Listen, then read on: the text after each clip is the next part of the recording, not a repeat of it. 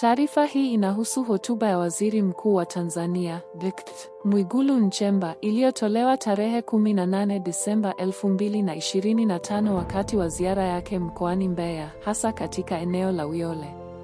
Hotuba hii ilikuwa sehemu ya ziara yake ya kukagua athari za vurugu zilizotokea kabla, wakati na baada ya uchaguzi mkuu wa Oktoba 29, 2025. Nitatoa maelezo ya kina ikiwa ni pamoja na muktadha, maana ya maneno yake, athari na maoni kutoka pande mbalimbali, kulingana na habari zilizopatikana kutoka vyanzo mbalimbali kama mitandao ya na tovuti za habari. Moja, muktadha wa hotuba. Ziara ya kukagua athari za vurugu. Dkt. Nchemba alitembelea maeneo kama Kyela, Kasumulu, Kiwira na Uyole mkoani Mbeya na Songwe inayopakana ili kujionea uharibifu wa miundombinu ya umma kama mahakama, ofisi za forodha na majengo ya serikali na mali binafsi zilizoharibiwa wakati wa vurugu zinazohusishwa na uchaguzi. Vurugu hizi zilijumuisha uchomaji wa majengo, uharibifu wa mali na migogoro kati ya wafuasi wa vyama vya siasa. Kulingana na ripoti, vurugu hizi zilianza kabla ya uchaguzi na ziliendelea baada yake, na serikali ikilaumu upinzani kwa kuwahamasisha wananchi kufanya hivyo. Ziara hii ililenga pia kutoa maelekezo juu ya urejeshaji wa huduma na kuwahamasisha wananchi kulinda amani. Uchaguzi wa Oktoba 29, 2025. Uchaguzi huu ulihusisha uteuzi wa rais, wabunge na madiwani. Rais Samia Suluhu Hassan wa Chama cha Mapinduzi (CCM) alitangazwa mshindi, lakini upinzani, hasa Chama cha Demokrasia na Maendeleo (Chadema), ulidai uchaguzi ulichakachuliwa na kulikuwa na vurugu, mauaji, kunyang'anywa simu na kukatwa kwa intaneti nchi nzima. Waangalizi wa kimataifa kama AU, SADC, EU na Marekani walikosoa uchaguzi huo kwa ukosefu wa uwazi na haki, na kulikuwa na ripoti za mauaji ya raia na unyanyasaji wa polisi. Matokeo yake, kulikuwa na wito wa maandamano ya Desemba 9, 2025, alama ya reli D9, ambayo serikali iliyazuia na kuwataka wananchi wabaki nyumbani.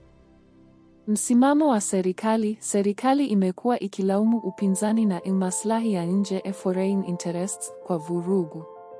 Rais Samia na viongozi wengine wamesema kuwa baadhi ya vyama vinatumika na watafuta rasilimali za Tanzania kama madini na ardhi ili kuvuruga amani na kuleta regime change kubadilisha serikali. Hii ni hoja ya kawaida katika siasa za Afrika ambapo serikalini hulaumu nchi za magharibi au diaspora, watu wa nje, kwa kuwapa fedha upinzani ili kuleta machafuko.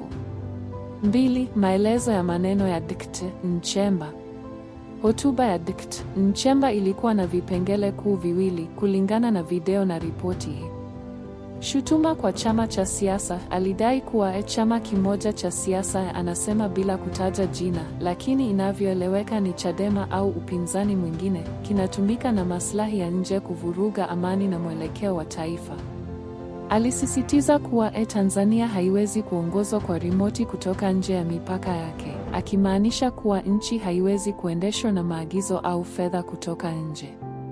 Hii inahusiana na madai kuwa upinzani unapata fedha kutoka diaspora au nchi za kigeni ili kuwahamasisha wananchi kufanya vurugu, badala ya kushiriki katika siasa ya amani. Aliongeza kuwa lengo la maslahi hayo ni rasilimali za Tanzania, na kwamba wananchi wanapaswa kulinda amani ili kuzuia hivyo.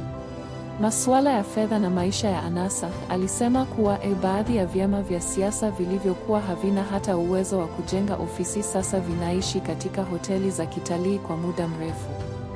Hii inazua maswali kuhusu vyanzo vya fedha, fund sources, na jinsi wanavyopanga kuzirudisha, repayment.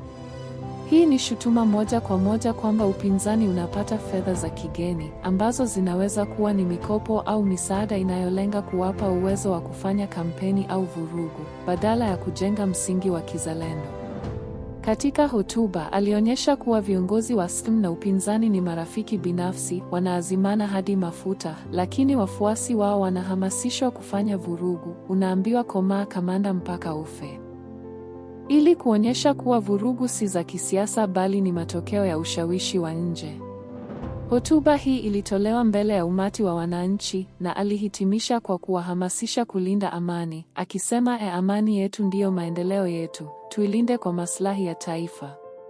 3. Athari na maana ya hotuba.